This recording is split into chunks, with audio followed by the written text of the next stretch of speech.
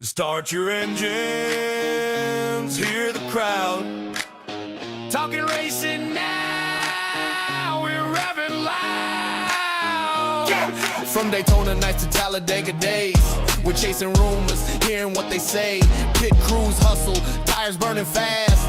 News and whispers, nothing's gonna pass. Talking racing now, we're hitting the track.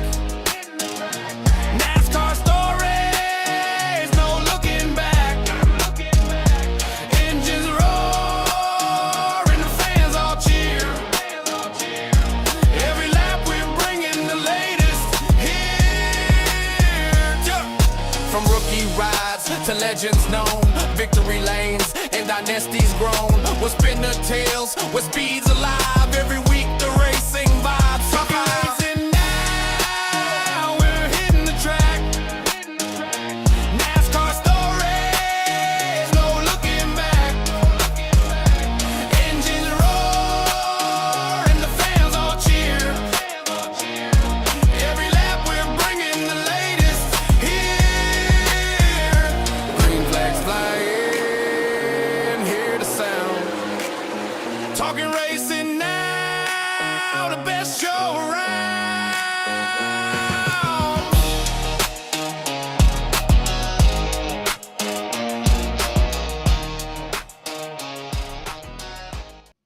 It is Sunday, July 5th. Hope everybody had a great July 4th. Hope everybody was safe. Hope everybody spent some time with family. And hopefully you're tuned in right now to Talking Racing Now. Myself and the great Spencer O'Neill. Spencer, how was July 4th, man? It was good. We kept it relatively cool, hung out at the house, played around in the redneck pool in the backyard. I don't know, just kind of hung out, man. Nothing too crazy. Now, how redneck is the pool? Oh, it's above ground and it's, I don't know, probably 2.5 feet deep. Okay, all right. Well, no, I didn't know if you had a box and you put the tarp in it and then like. Oh, no. No, it's I don't have like a truck bed hot tub either. No, not that far. I just wanted to know, and I know you teared your sleeves off, and since then I've worn mine no sleeves, and you haven't. Yeah, you're fully dressed and stuff. I feel that shirt comes with no sleeves. It comes all cut off, all rednecky like that. Oh, okay. Yeah. All right. And also today, July 5th, NASCAR, after a 7-year absence, we're racing in Chicago. That's right. At Chicagoland We're back. Speedway. Back. Back. I have not been able to catch up with a lot of practice. I did know Denny Hamlin got the pole. You got the pole. All that.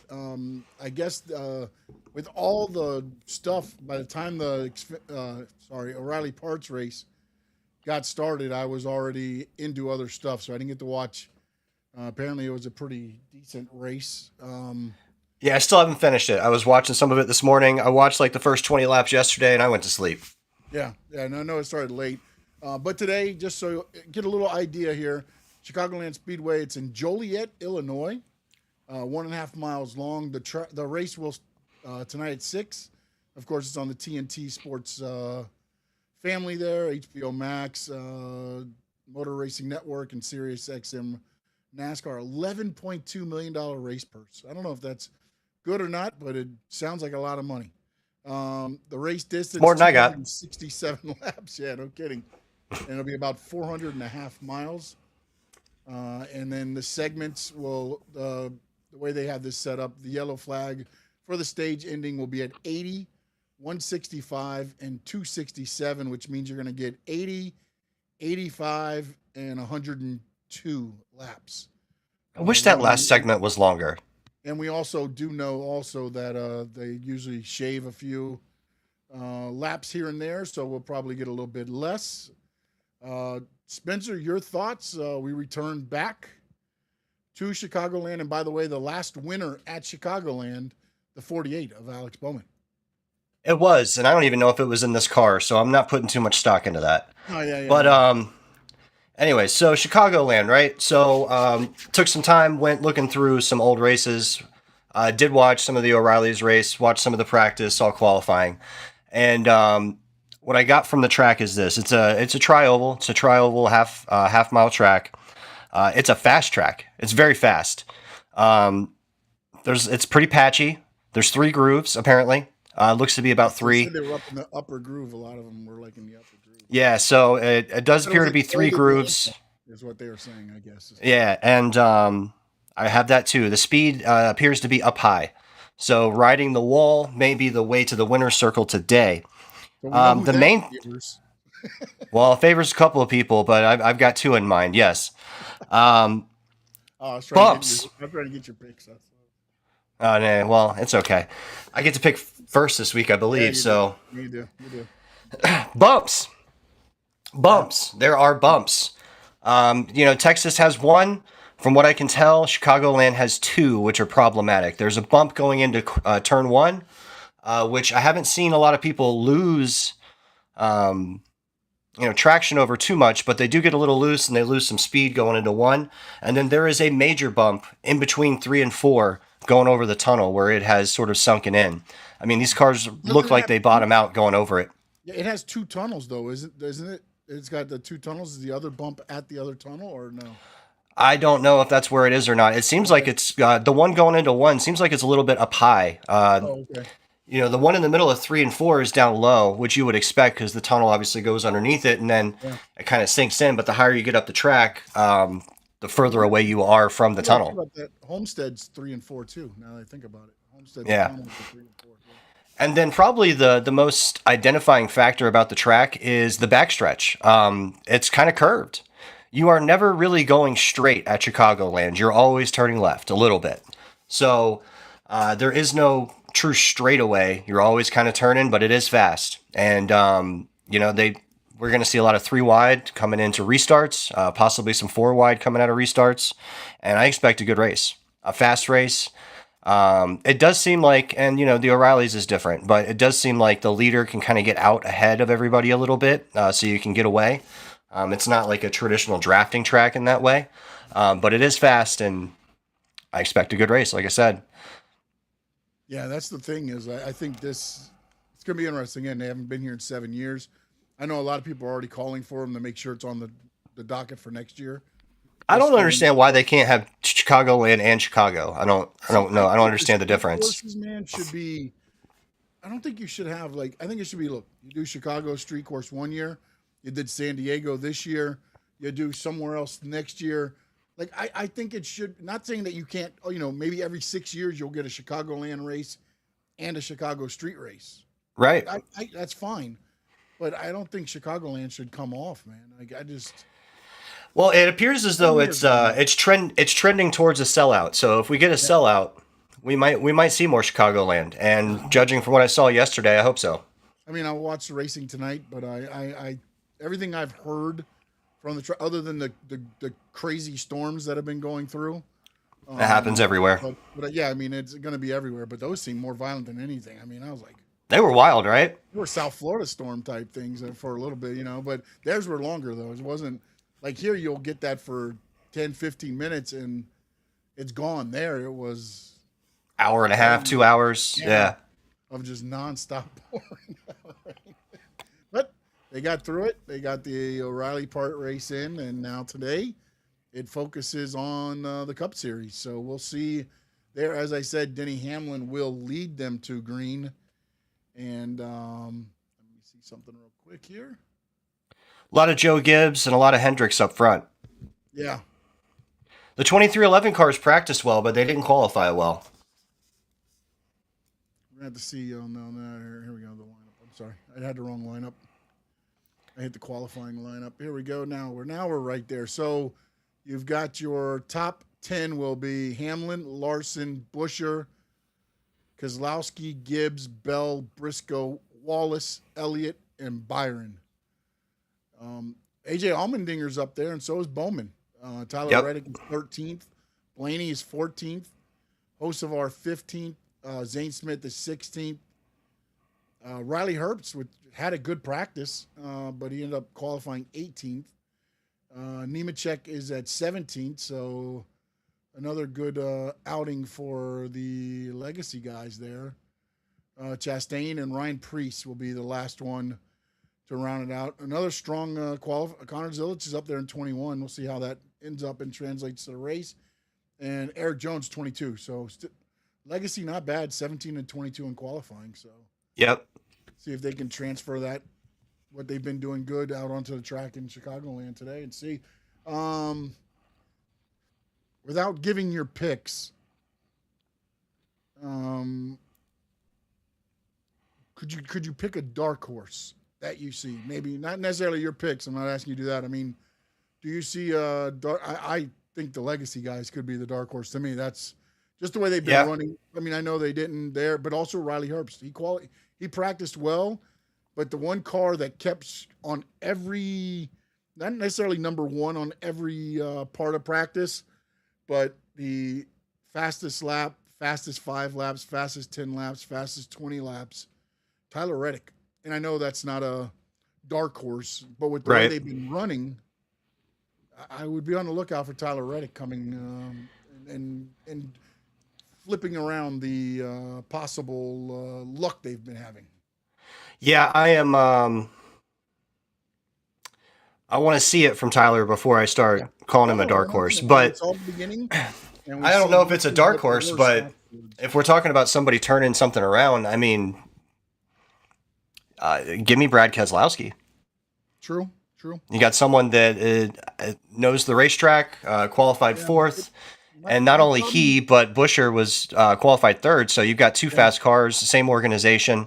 RFK appears to be the leader from the Ford garage at this point in time. And I would say BK is a dark horse. Another dark horse for me would be Corey Heim. Yeah. You know, we don't get him all the time. He's had some time to prepare for this track. His last last race he won.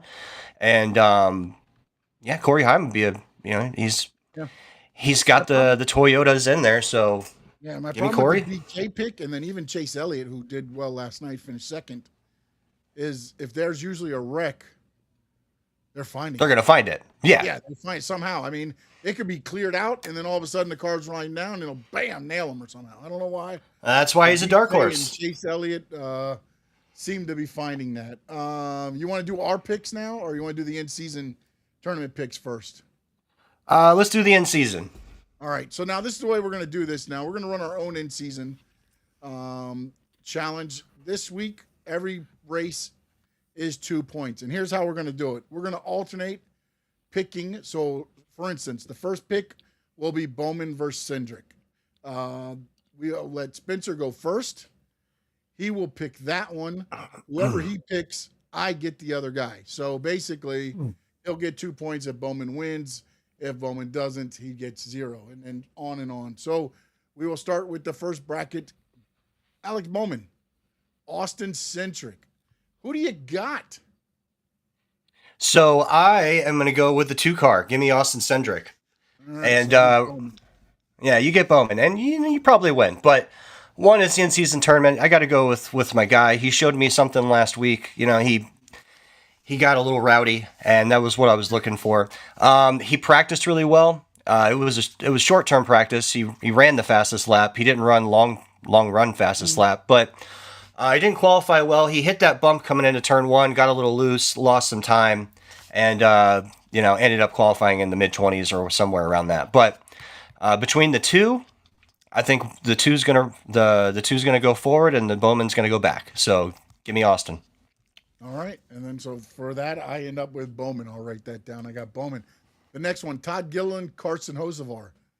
No facts to back this up, but for some reason, I think the Hurricane, if he doesn't wreck out, I think he'll do well. I'm taking Hocevar over Todd Gilliland just for the fact that I don't trust in Todd Gilliland. Although I was going to pick him over Suarez at the road course, but I don't take him over Hocevar in Chicagoland unless Hocevar does Hocevar things and takes out half the field. But if he doesn't, you mean like be completely awesome? Yes. Yes.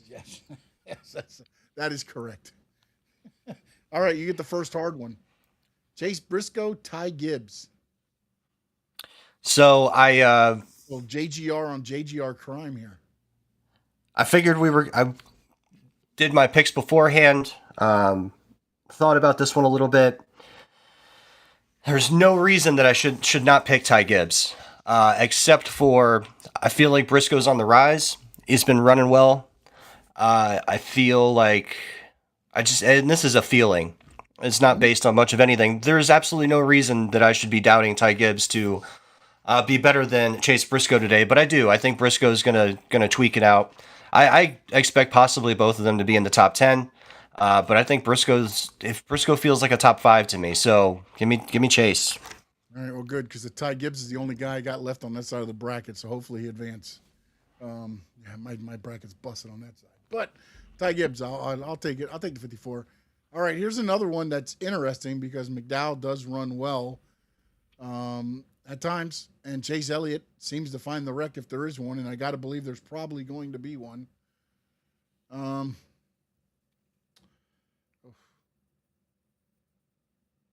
Elliott finished second last night. I can't go against him. I'm taking Elliott. That's a smart choice. Did you hear about what happened with McDowell this week? No, I saw what happened to Hamlin. His car drove off the road. I missed that. We'll to talk about that in a minute. No, Yeah. so McDowell didn't get to qualify. His crew chief got ejected. I did see that. Yes. He was unable to get through inspection by the time of qualifying. I don't know if he got to practice either. So he is in the back, and I don't know if he's run a lap. So yeah, I would take McDowell because I have no choice, but I would have absolutely chose Chase Elliott. Well, yeah, no, and I remember reading that this morning, and so is that the first time that's happened that way, where the car never gets? Because I know people have failed 2 or 3 times, but then make it through qualifying. I can't remember a car not made. I'm sure that has happened at some point, but Not that I remember off the top of my head, but I know it has. Yeah. yeah, I mean, I know it's had to have, because they wouldn't have a rule for it if it didn't. All right, I'm going back up to the top because Hamlin and Eric Jones. This one's interesting, man, because Hamlin qualified well, as well as you can, I guess. Technically, he's in the pole. But Eric Jones has been running well, man. But I got to stick with the hot hand, and I'm going to stick with my guy, Hamlin. I'm taking Hamlin over Eric Jones. Unfortunately for you, it's my turn. What?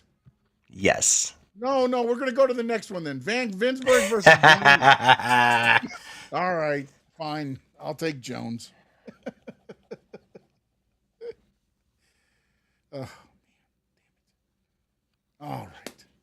I'm sure you took Hamlin, right? Is that what you're taking? Oh yes, absolutely. Over Mr. Jones, yeah, I did. Today, yeah. Now I got to right. This is where I have Hamlin on my bracket, my true bracket. So I will donate the 2 points to you in this one. All right. That's what I'll do. Chris Buescher versus Christopher Bell. You let me go through that whole thing before you finally said. Man, You were on a roll. I mean, you were making an argument I for didn't me. have my screen up, so I can't see that. You probably had some evil smirk on your face as it was doing. I like Chris Buescher, Christopher Bell again. The wrist, I don't know where he's at. He raced well last week. I don't know, man. He's such an up and down guy. He races well, then all of a sudden it's like he forgets how to race. Buescher stays consistent, and for that reason, I'm going to take Chris Buescher. And again, I think this might be like what you said about Briscoe and Gibbs. Maybe they both finish in the top 10, but Buescher is a little bit better than Bell, but I will take Buescher.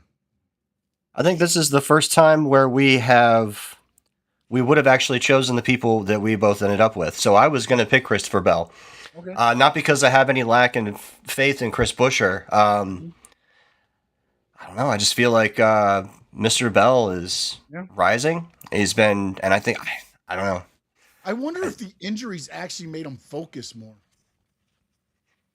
Maybe. More worried about how everything's going instead of just being, again, I don't know. Seeing somebody else get in that car, maybe. Yeah.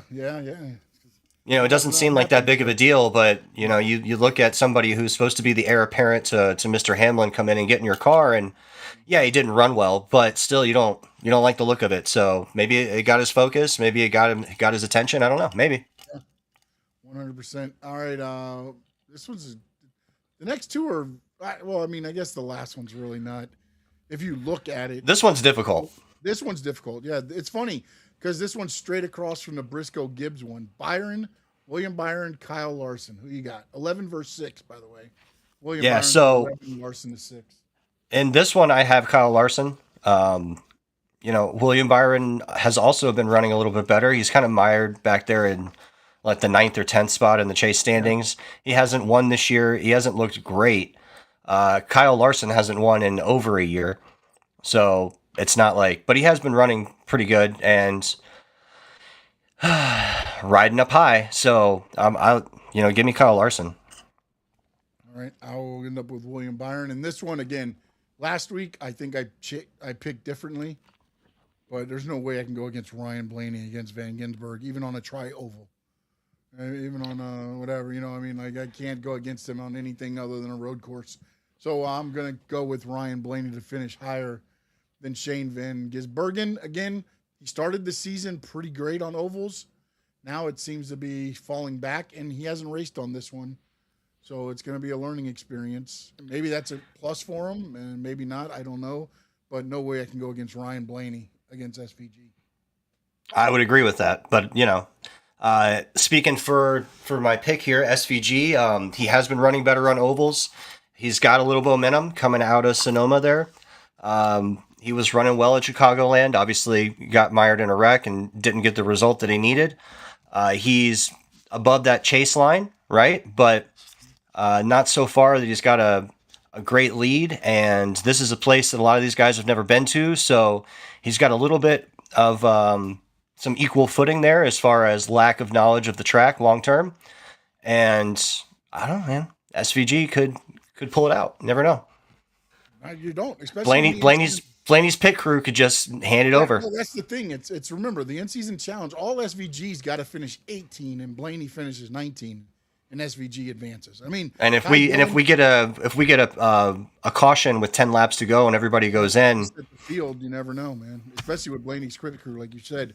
I mean, Ty Dillon used this in-season challenge, that team, to perfection last year. Yeah. I mean, it was just like they were never like up in the winning. They just made sure they were above the guy that they had to beat every week. That was it. Speaking of Ty Dillon, I got a correction from last week. Uh-oh. So we were talking about Colleague and the second charter, right? So they do have a second charter. They're not renting it out. Ty Dillon is driving for Colleague. Oh, the 10 is Colleague? Yeah. Oh, okay. All right. My fault. Yeah, so they do have 2 active teams at the moment. But nobody ever talks about Ty. They all just talk about AJ because AJ's running really well. The only time it comes to Ty Dillon is now when they talk about the in-season challenge because of what he did last year to get to the finals. And then now this year he's out, though. So see you later, Ty Dillon. We're not saying your name anymore on this show. You are done. Oh, I thought you were going to give him a curse, but no, okay. I'm not cursing him. All right, now it's time for our race picks, which I still believe it's your go this week. It is my go this week. Yeah. And what is our? Can you give us the points again? I forgot what it was. Yeah, absolutely. So the great Sean Stanley has a commanding lead at 150 total points. Myself, no doubt, I have 99 points, so I'm 51 behind. Almost to the triple digits. And for those that don't know how we award the points we do this every race. We pick 3. If you pick the winner, you get 10. If you pick someone in the top 5, so 2nd through 5th, you get 5. And if you pick someone 6 through 10, so the other part of the top 10, you get 1 point. And that's where Spencer O'Neill's been living. 1 point. I've been living in the 1 point, 6 points, not getting the winner, picking 9th and I feel 8th like your whole strategy 5th. changed when that infamous words. I would go with Denny Hamlin, but he's going to the back of the field again. There's no way he's doing it again this week. There's no way he can do it twice. Yeah. He made me eat those words. Yeah, he did. And hopefully this week he's gonna be a nice reward for me. So Oh no, I knew this. he ran the pole. He's running the pole. He looks fast. He's Denny. He's been there, and he is a previous winner at Chicagoland many, many years ago. Mm-hmm. So yeah, give me Denny Hamlin. All right. Denny, huh? Denny's gone. Denny's off the board. What are you gonna do? Well, when in doubt, and Hamlin's off the board, pull Reddick out. Tyler Reddick in the 45 is who I will take. Okay. So I mentioned running high seems to have a lot of momentum in this I know where course you're or going this with that. track. Give me Kyle Larson. Yeah, I figured that's where.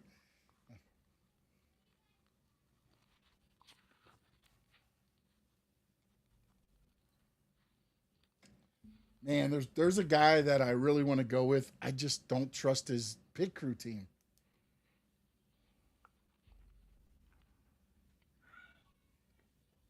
But I picked him in the in-season challenge, so therefore I will. Ryan Blaney.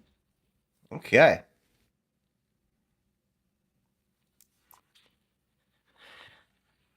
So I am gonna stick with the JGR Hendrick Motorsports discussion.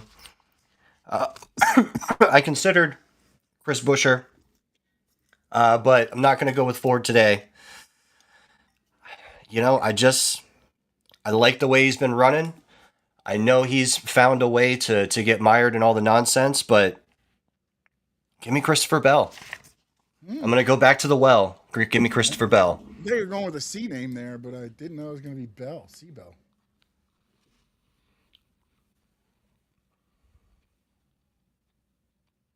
I'm going to go back to Team Toyota. I believe you. I don't think you picked him. Ty Gibbs. Did not pick Ty Gibbs.